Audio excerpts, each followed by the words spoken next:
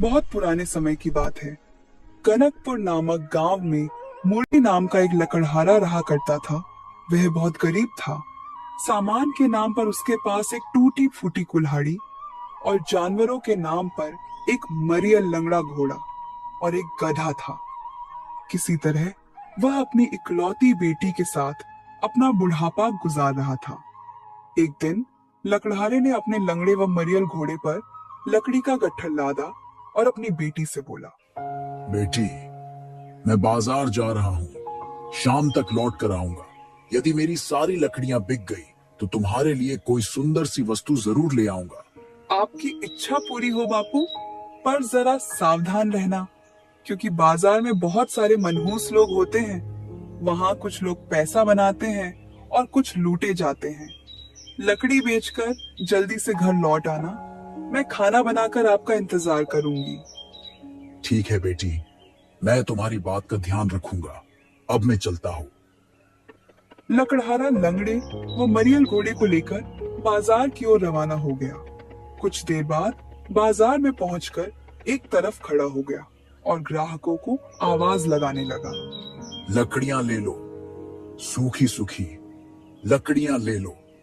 काफी देर के बाद एक धनी आदमी की दृष्टि उस लकड़हारे के ऊपर पड़ी।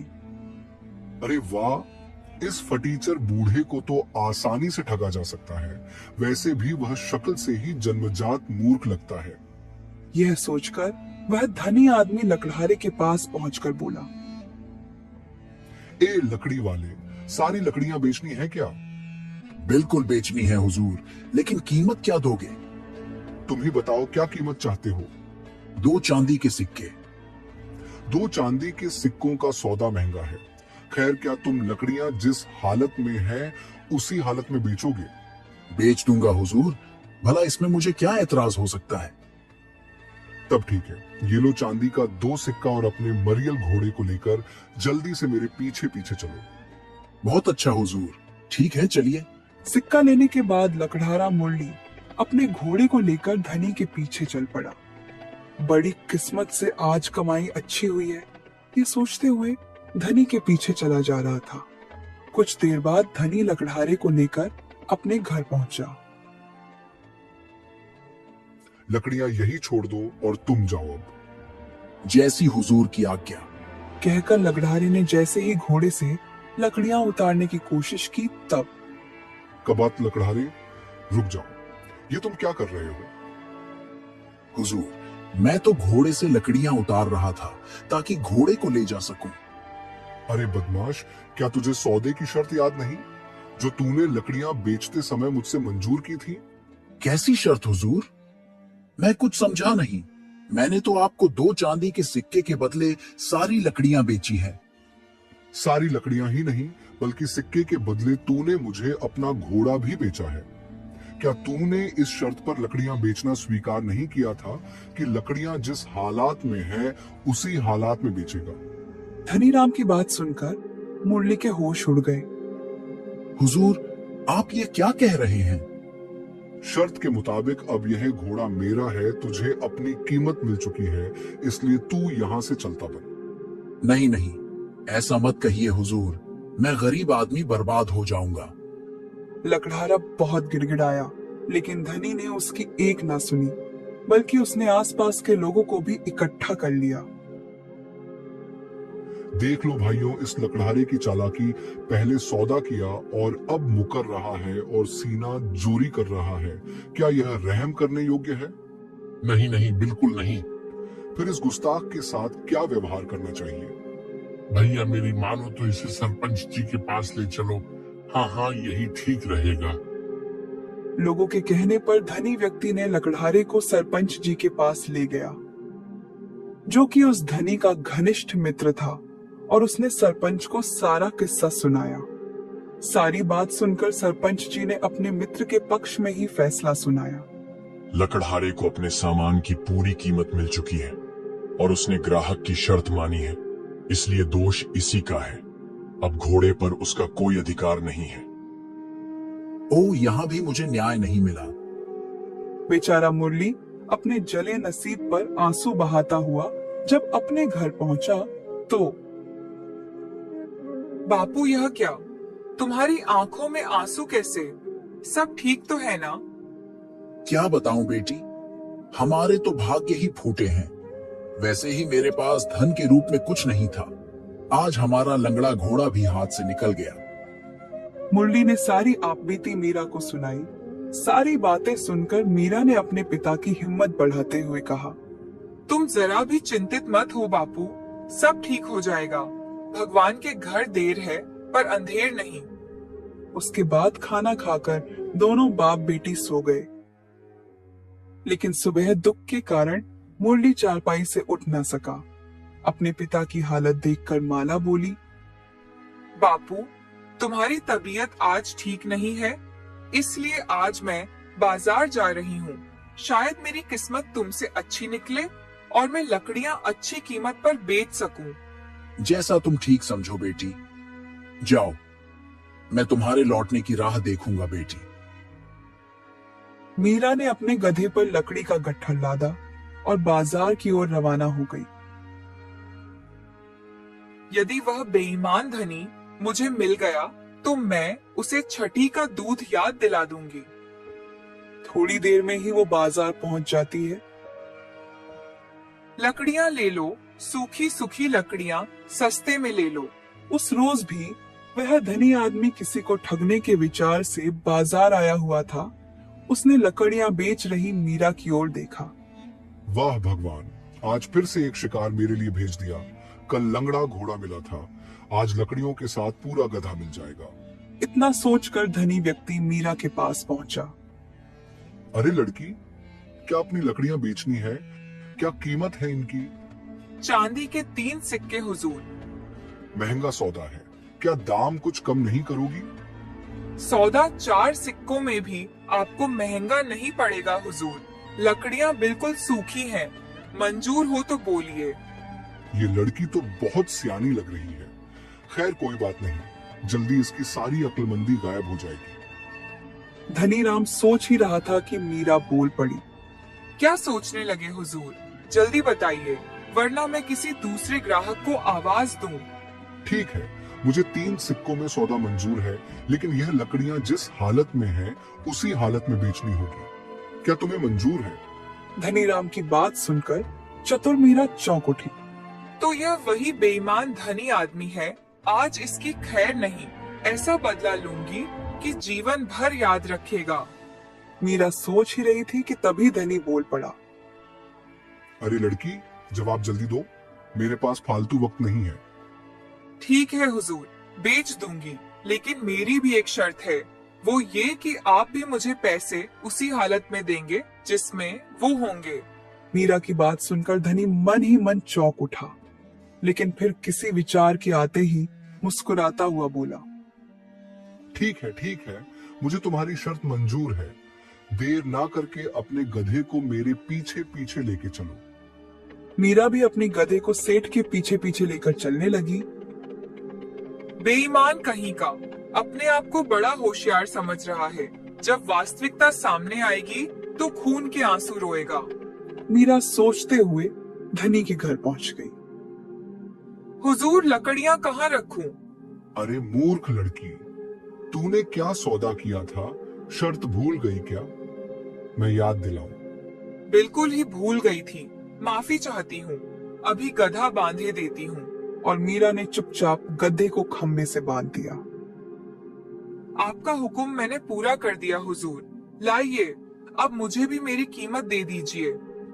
जरूर, लो संभालो अपने सौदे के 3 सिक्के।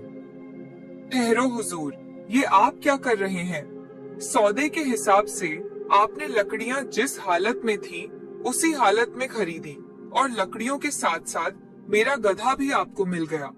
लेकिन आपने मुझसे भी तो यह वादा किया था कि आप पैसे उसी हालात में देंगे जिस हालात में वे होंगे। इसलिए इस समय वे आपके एक हाथ के साथ हैं। अतः आप सिक्कों के साथ साथ अपना एक हाथ भी मुझे दीजिए, और शर्त और सौदे के मुताबिक आपको ऐसा करना ही होगा। लाइए, सिक्कों के साथ अपना एक हाथ भी दीजिए। मीरा की बात सुनकर धनी के होश उड़ गए। क्या बक रही है लड़की? तुम्हारी यह मजाल मैं कहता हूँ निकल जाओ मेरे घर से। बक नहीं रही सेठ जी, बल्कि न्याय की बात कर रही हूँ। आपको सिक्कों के साथ अपना एक हाथ भी देना होगा। तुम्हारी यह मजाल, मैं कहता हूँ निकल जाओ मेरे घर से। ऐसे नहीं सेठ जी, अब तो मैं यहाँ से अपना हक लेकर ही जाऊंगी। और मीरा जोर जोर से चिल्लाने लगी। अरे सुनो सुनो भाइयों बहनों, मेरी बात सुनो। मुझे इस बेईमान सेठ से न्याय दिलवाओ। हे भगवान, यहाँ तो लेने के देने पड़ गए। अरे बेटी सुनो तो, मेरी बात तो सुनो।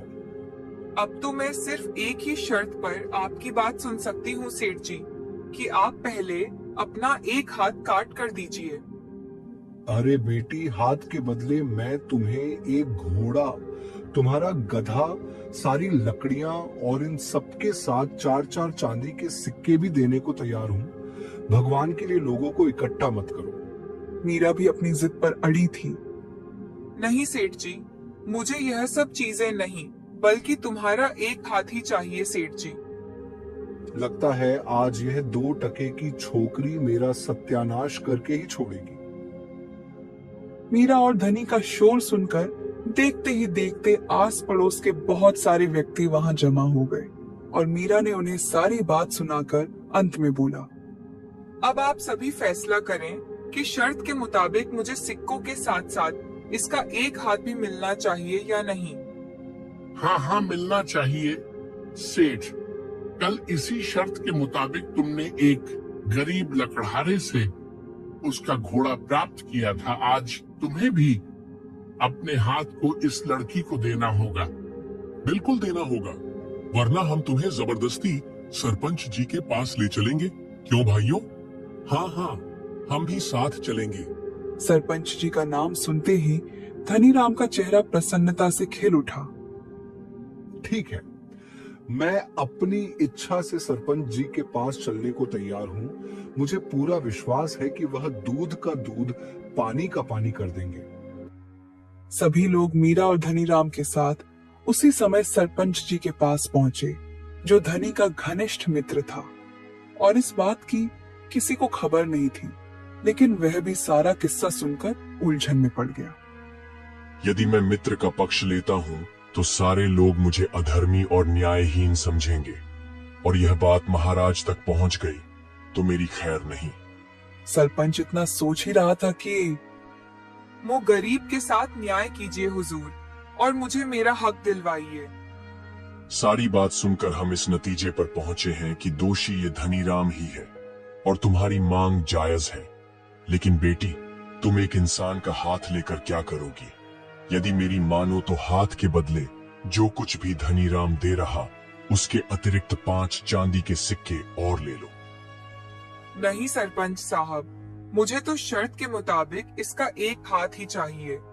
सरपंच ने मीरा को बहुत समझाया। तब ठीक है हुजूर, यदि आप कहते हैं तो मैं 50 सोने के सिक्कों के बदले अपना दावा वापस ले सकती हूँ। धनीराम मीरा की बात सुनते ही बोल पड़ा, नहीं हुजूर, मैं इसकी यह मांग स्वीकार नहीं कर सकता। ये कीमत बहुत ज्यादा है हुजूर। यदि यह कीमत इसके एक हाथ से ज्यादा है तो मुझे एक हाथ ही स्वीकार है। कृपया आप देर ना करके इसका एक हाथ काटकर मुझे दिलवाइन घर में मेरे बापू मेरा इंतजार कर रहे होंगे। बेचारा सरपंच जी अपने मित्र के बचाव के लिए कुछ नहीं कर पाया। वह मौका ही ऐसा था कि उसे मजबूरन धनीराम से कहना पड़ा, सेठ, कसूर तुम्हारा है। शर्त के मुताबिक अपना हाथ काट कर दो, या फिर 50 सोने के सिक्के। यही हमारा फैसला है। सरपंच का फैसला सुनकर धनीराम के पैरों तले धरती खिसक गई, लेकिन मरता क्या ना करता, उसे मीरा द्वारा मांगा गया धन देना ही पड़ा।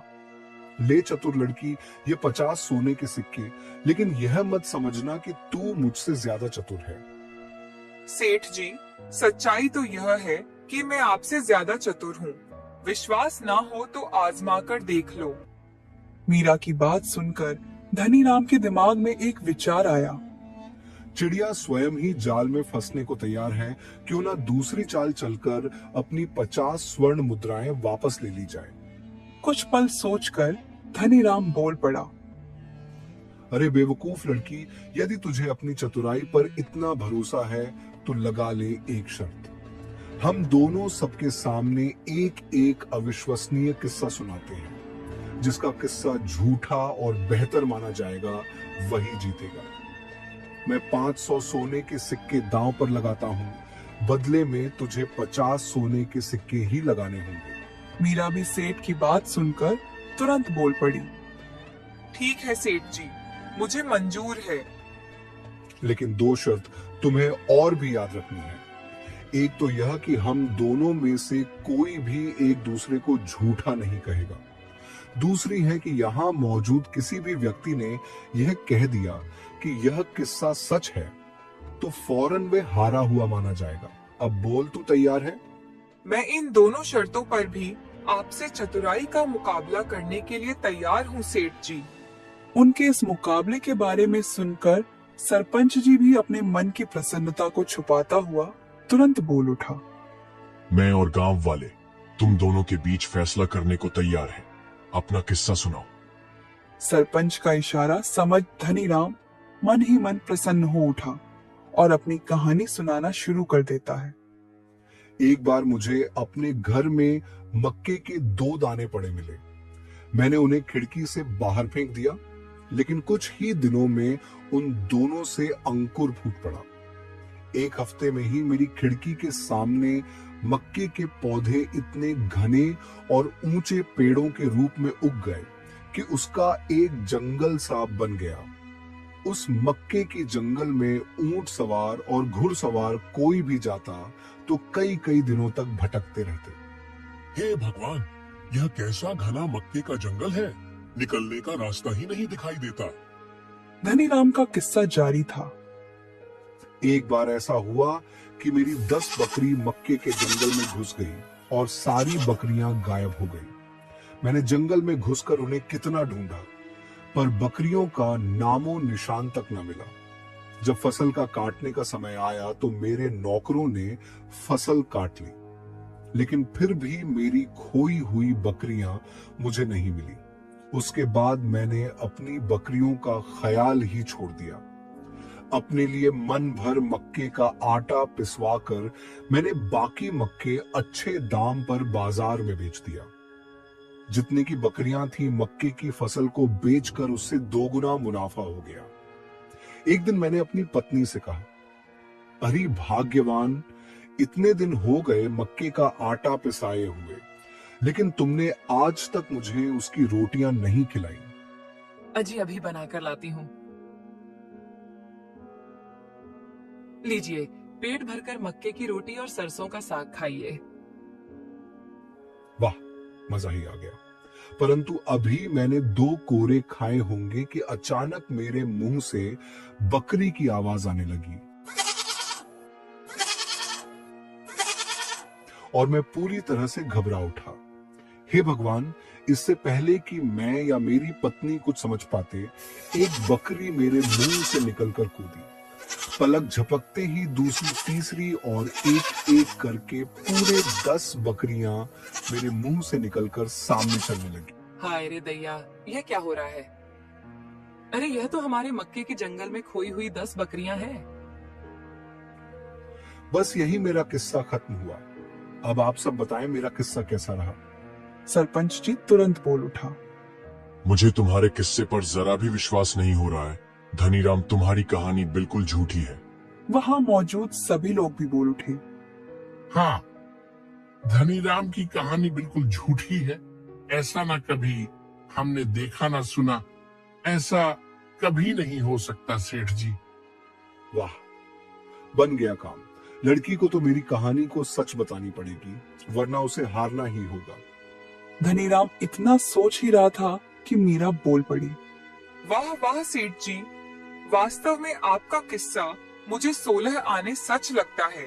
आप जैसे चतुर धनी लोगों के साथ तो इससे भी कई ज्यादा मजेदार घटनाएं घटती रहती होंगी। अच्छा, तो फिर मैं जीता। लाओ, मेरे 50 सोने के सिक्के मुझे दो और यहाँ से अपना मुंह काला करो। ऐसे नहीं सेठ जी, पहले आप सब मेरा किस्सा भी तो सुन ले, फिर फैसला होगा कि कौन जीता और कौन हारा। ठीक है, तो सुनाओ अपना किस्सा। मीरा ने अपना किस्सा सुनाना आरंभ किया। एक बार मैंने अपने गांव के बीचों बीच कपास का बीज बोया। अगले दिन उस स्थान पर बादलों तक ऊंचा कपास का पौधा निकल आया और उसकी छाया पहाड़ों पर पड़ने लगी।